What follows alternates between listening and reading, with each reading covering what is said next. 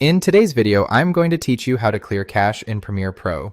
This is a quick and useful cleanup task that can help free up storage space and sometimes improve performance if Premiere Pro has been holding on to a lot of old cached media files. To begin, open Premiere Pro, but make sure you do it with no project open.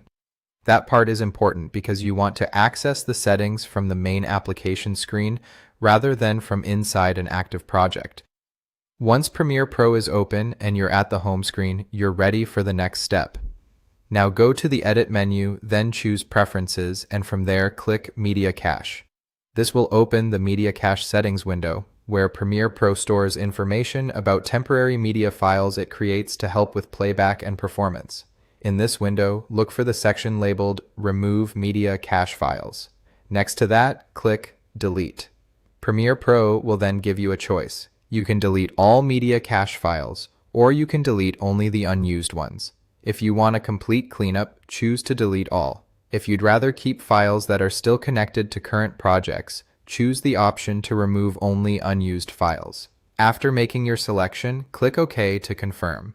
Premiere Pro will begin clearing the cache based on the option you picked. Depending on how much cache has built up over time, this may take just a few seconds or a little longer. That's it. You've successfully cleared the cache in Premiere Pro. As a quick tip, doing this every once in a while can be helpful, especially if the app starts feeling sluggish or if you notice your drive space getting low.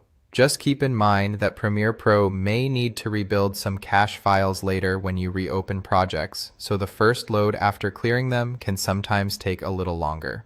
Thanks for watching, and I'll see you in the next video.